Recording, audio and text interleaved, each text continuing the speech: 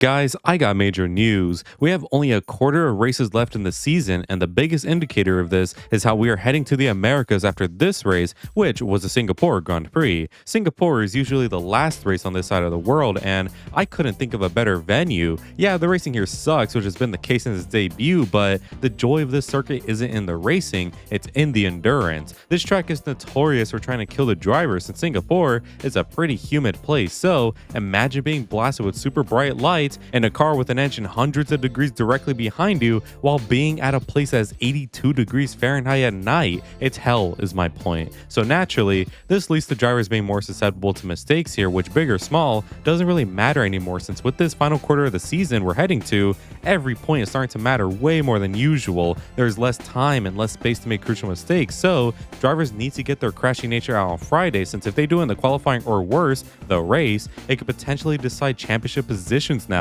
Which, speaking of, the title and even battles in the midfield are not reaching the crucial periods, they are fully in them now, and even what happened in Baku could already decide some things. As you may have heard, I don't know how you wouldn't, the entire F1 community seems to be huffing the hopium that Max could somehow still win the title after the disastrous weekend McLaren had last week, and even those who don't even think he could do it have at least thought about it. This is what I mean by you need to be perfect now, since look how everyone is acting after Lando finishes P7 and Oscar crashes in the race. Plus, the midfield battles are getting more tense now, since every week you have one team high up and another too low, which means the midfield guys need to maximize their good moments from here on now. This battle is arguably more important than the drivers one, since there are millions on the line here, and in this new era, I'm sure every midfield team would love as much money as they can grab. So this Singapore Grand Prix, while not having good racing guaranteed, will have crucial mistakes and shining moments for some, so let us see how it went by checking out the weekend and making some winners and losers from it. So go join the Discord to experience the weekends live, and subscribe if you're new if you can't wait for the remaining 6 races. So enough yapping, and let's get to quacking.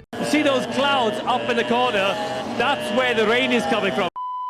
Recap first as always, people, and there really wasn't much news heading into the weekend. There was one major story that did come out, and guess what, guys? It involves F1's biggest drama queens. So it was reported that Alex Dunn has left the McLaren development program, which on the surface doesn't really mean anything. McLaren right now has a super solid driver lineup, and there's just no reason to change it up at all. This naturally leads to their development talent likely never seeing the inside of an F1 cockpit, which of course will drive away them inevitably. So what's the big fuss about Dunn leaving then? Well, it's the fact that Dunn has been tied to Red Bull. Okay, so what? He needs a new academy, and Red Bull is probably the best one out there, so what? Well, not only is he tied to them, he is tied to potentially drive for them next year. Now, personally, I think Dunn is fine. Like, he is clearly fast and knows how not to crash, but the thing is, he is also pretty damn unaware. He does get into incidents a lot right now in F2, which clearly tells me this guy is nowhere near ready to be in F1. I'll put it like this. If Kimi was rushed into F1 from F2, then Dunn going to F1 right now is basically the equivalent of putting a toddler in the car. Give him another year in F2 so he could further improve his talent and craft, so that when he does join the sport, he could start swinging immediately. But then there's the issue of who does he replace, because Dunn ain't the only kid tied to F1 right now. Lindblad has been leaked to Racing Bulls for 2026 as well, so does that really mean Liam and Yuki will get kicked out next year? I think this is total bullshit, since Liam has shown his almighty pace and racecraft, and just because he crashes it's not okay, but when Dunn and Lindblad do, they just need time? And Yuki absolutely needs more time, especially since Mekis is taking over, and it would be unfair to drop Yuki when the majority of his season was spent with Horner. Mekis actually cares about his drivers, and perhaps he can encourage Yuki again. So Lindblad and Dunn better get another year in F2, since they are still far too crash happy, say that again, to be in the sport. Plus, Liam and Yuki need next year to sort out their problems, and if they don't improve, then drop them. Seriously, when did time in this sport become so rare? Anyways, I've yapped on about this too long. Let's get into the sessions now, beginning with Friday and its practices. You're so old. Where's your wife? Go home to your family, dude. FP1 starts off the weekend, and since it's Friday, drivers and teams will either stat pad or sandbag, so nothing is really concrete yet. However, dare I say, I do not care, since seeing this top 3 and seeing where the McLarens are, come on, man, tell me you don't feel it. But we have to be real. McLaren were likely just playing passive in this session, which led to the Ferrari seeming better than usual, and maybe Max too. Either way, the session itself wouldn't be too exciting, since as usual, you have the normal stuff happening here. Driver gets blocked, driver gets sassy, everyone moves on. Driver locks up, driver apologizes, everyone moves on. The most interesting thing from this session, however, was Aston Martin, since what did I say? 1 weekend they are so unbelievably shit, and then the next one, Alonso is leading FP1. I mean, figure it out, guys, especially if Charles joins your team soon, which, by the way, give this one a watch. Anyways, now for FP2, and this session would thankfully have more meat on its bones. For starters, we had crashes here, which stimulates all of our cavemen brains, and these crashes would be had by George and Liam. George was driving and setting a good lap when all of a sudden, his car tried to kill him like if it were a Tesla, but luckily for George, he was able to head back to the pits and fix his nose.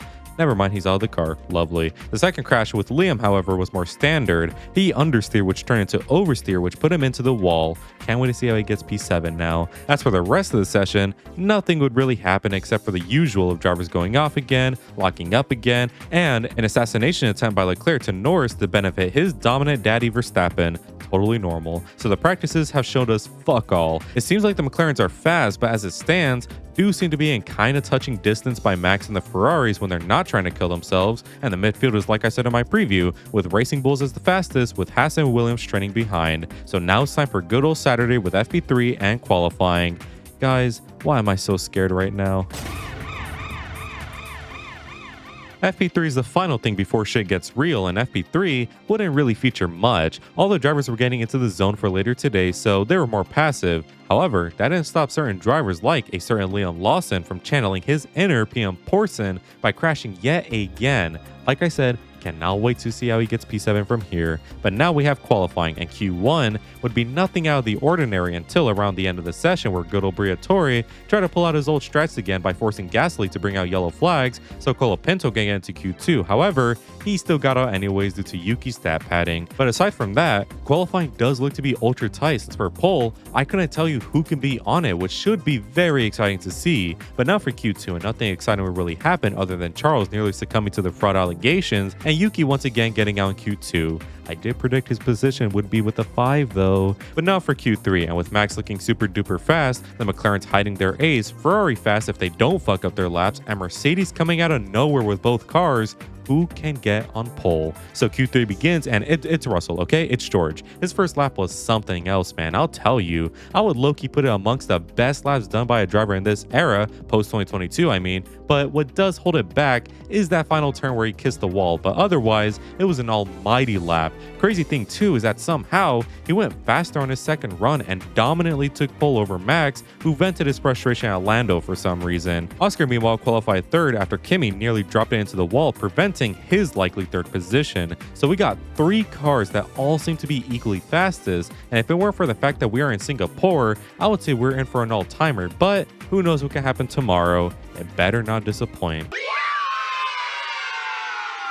It starts to rain before the race, however, the start wouldn't be wet. So lap 1 begins and Lando has an amazing start, but to make sure we still don't like him, he rear ends Max and nearly sends Oscar to the wall and gets up to third. I'm sure this won't be an issue. Uh-oh, Oscar's on the radio now talking about fair play and how Lando should give the place back. Who could have seen this coming? But to be real, Oscar, you need to overtake him, lad. There is nothing fair about any of this, so I hope for his sake that in Coda onwards, Oscar stops playing nice with Norris and truly tries and gets aggressive like last year. I know you have it in you, Oscar, please. But moving on, Lando has slight damage but nothing too major, and the race calms down. The first stops happen for some people, including the front runners, and I wish I could make some joke or tell some event, but man, this race is boring as hell. There was a funny McLaren pit stop moment again where Lando pit first this time based off of his trauma, and ironically when Oscar pits, he gets a slow 5-second stop. Not like it matters though, since they were covering him off from the non-existent threat of Leclerc, so he's not compromised. The laps go by and the top 3 really don't change much other than a lockup for Max, which now puts him fully under threat from Lando. The funniest thing can happen right now. Or maybe not, since there is a ton of traffic like it's LA, which slows the 2 of them down, and despite a half moment, Lando really couldn't make anything of it. So the race ends with George winning pretty firmly from Max and then Lando. What a shit race. But now we have the winners and losers, and as always, losers first, and I begin with Alpine. Oh, what am I gonna do with you? In all honesty, guys, I have no clue what to say to you guys, since what more is there to say about Alpine? I probably shouldn't even include them here anymore and just tell you to expect them always, since it's the same story every single week, where in the beginning of the season, they were bipolar and could get points sometimes if setup and track conditions were perfect. Now, it seems everything is absolute absolute with them. They are absolute dog shit. We have seen a variety of track conditions and surely enough race weekends to figure out setup, yet they just look poorer with every single weekend. And I gotta feel for their driver since Colapinto hasn't really been that bad lately, and Gasly especially deserves so much more. Seriously, that Alpine car next year with the Merc engine better be good, because why would he resign? So guys, I suggest to you all to show them a bit of sympathy and some leeway, since I swear their drivers are not this bad. It's that ugly ass car they're driving, I swear. Next up is Gabby, who had his first bad weekend in a while, and even then it's not like it was super bad. He was just disappointing, which in his impressive rookie year, finally he was disappointing. He got beaten by Hulk this week, at least before he spun, which I guess makes sense since this track is pretty severe, but to know if Gabby's about to go into poor form or not, we need to wait until next week. But like I said, Gabby was still somewhat fine this week. He was really just a bit slower than usual, which led to his disappointing qualifying and his lackluster race, but we still need to appreciate how long he had Hulk on a leash. Hulkenberg is a mighty fast driver, and beating him is not really an easy thing to do, yet Gabby has been doing just that for a good portion of the season. And again, considering this is his rookie season, come on man, you have to give him props. I mean, I don't think he is that talented enough to just hop in Singapore and deal with the heat and set a good lap, or to make up like 8 positions in the race around here of all places, but hey, who knows, maybe next year. But yeah, Gabby had a bit of a rough time here, but not bad by any means. Next is Yuki, since after 2 weekends where he looked good again, it seems like he fell back into a slump. Man, I wish I had more things to say, but everything wrong with him has basically become common knowledge at this point. The car just can't cooperate with another driver not named Max, and even if he does, it's still Max you're going up against, who seems to have conqueror's hockey, which makes every second driver seem like absolute ass. I wish I could say that Yuki is just a victim to Red Bull, but some of it is kind of self-inflicted at this point, since you shouldn't be down by that much. I feel for him, man, and all I could hope for is that he gets the Albon treatment, leaves the sport for a year, and then comes back a new man, because we know Yuki has the pace to be here. He just needs a team to thrive, similar to Alex at Williams. But alas, a bad weekend for Yuki yet again, where he was super slow, and now we move on to Coda for him. And I think he wins this one. Moving on is Lawson, who unlike Yuki has shown us that he deserves to be here, but a bad weekend was here regardless. It really seems that the guys who impressed in Baku are just sucking cock here, which sucks. More so for Liam, since he had many incidents throughout the weekend that, unless he was a masochist, would impair him for the sessions. Now normally, I don't really count free practice stuff as consideration for winners or losers, since it's literally practice, but crashing twice is not exactly what I would call unlucky. The guy clearly had his issues with the wall here and such, and maybe he needs to head back to a normal circuit to get his form back. But then you look at him in Baku and I don't know, man, was it just one-off bad form? I really don't want to see Liam gone as the day one Liam truther since 2021, and I really think that everybody calling him mid don't really know what they're talking about. Yes, he has disappointed, but come on man, give him a break considering his season. If he has ass next year, then fair play, but we cannot judge these drivers this quick, guys. Get real. Finally, I have Lando Norris here, and before you guys come at me, let me take my shirt off first. Lando immediately pissed everyone off on Thursday when he said that Max had more time in karting and was basically born into a seat to be good, and it's like, what the fuck is wrong with you? His dad quite literally abused him in all ways, and even if he had the facilities to get into karting young, that does not excuse the abuse he endured. Plus, Lando, your dad is worth $200 million, and the reason why you had less time in karts to go to F1 was because you were ass trying to get into motorcycles. So stop the stupid ass ramblings, Lando, seriously. I think you just need to stop talking in general, because everything he says just makes people hate him more and more, and it's like 90% self-inflicted. Yes, Lando's race was great despite the contact, but man, I do not care. It's hard to give praise and support Lando when he goes in the interviews and acts like a total dickhead. Plus, like 99% of times, he never backs up his words. So again, Lando, for your own sake, shut the fuck up. But now for the winners, and I begin with Mercedes. Mercedes had a phenomenal weekend all around. After looking to be nowhere for a good chunk of the season, basically after Canada, they are finally making their mark again again. What is it with these guys in the European portion? Kimi has been looking on it ever since he left the continent. Baku and Singapore are among the hardest on the calendar, yet Kimi touches down and is immediately fast. Yes, he lost out at the start, but at least he didn't crash this time, and he did pull off some sick overtakes. And obviously we have George, who just ran away with victory. Yes, maybe not as much as he should have, but still, he never had a car in his mirrors and won a pretty easy race. So come on, Mercedes, keep up the momentum. We all need this, you don't even know. Next is Max. Now, it must be stated, Max's weekend wasn't perfect. Max probably bottle pole himself, not Lando, and in the race, he had a few moments which, despite it maybe being the car, still, you're Max. You usually don't care about that sort of stuff. But regardless, Max was great this week since we all know he has to do the maximum to stay in this title fight. All it takes is one more McLaren DNF and Max is fully in it, so his race and qualifying wasn't that bad and is still in the title fight for now, so big props to him. Next, I have Isaac Hadjar, who once again made me hard. This section is going to be short since his weekend was pretty simple. From the get-go, Hadjar showed pace here and was fast in every session. Really, it seemed like another Hadjar weekend where he gets a cool P8 and goes home a happy man, but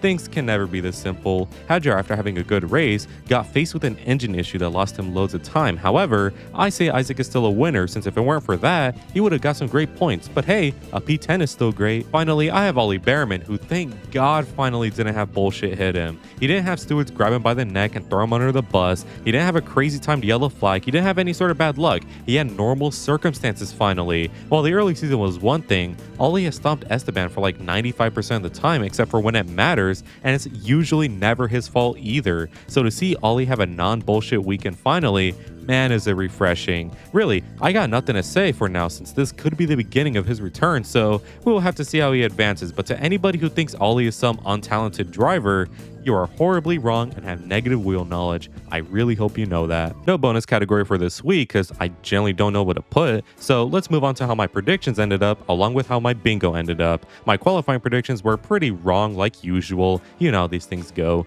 My race predictions were also very wrong, but who cares at this point, man? My random prediction was wrong, which sucks since Lord knows this race needed it. Your predictions were completely wrong like mine, so at least we all can suffer together. And finally, my bingo card has no updates. And those were my winners and losers from Singapore. Overall, I again love this weekend since it's F1 and you just can't hate it. Except the stewards and the loser fan bases and the out-of-touch leadership and the horrible race cars. But it's racing though. Anyways, now we move to the opposite side of the world now with the stretch of races along the North and South American continents. Brazil cannot come soon enough. Anyways, I want to give a quick shout out to all members of the flock for their continued support. And make sure to donate if you want cool benefits as well as just helping me out. Anyways, if you enjoyed today's video, make sure you leave a like and subscribe since it really helps me out. And make sure to let me know in the comments who your winners and losers are. And as always, have an amazing day.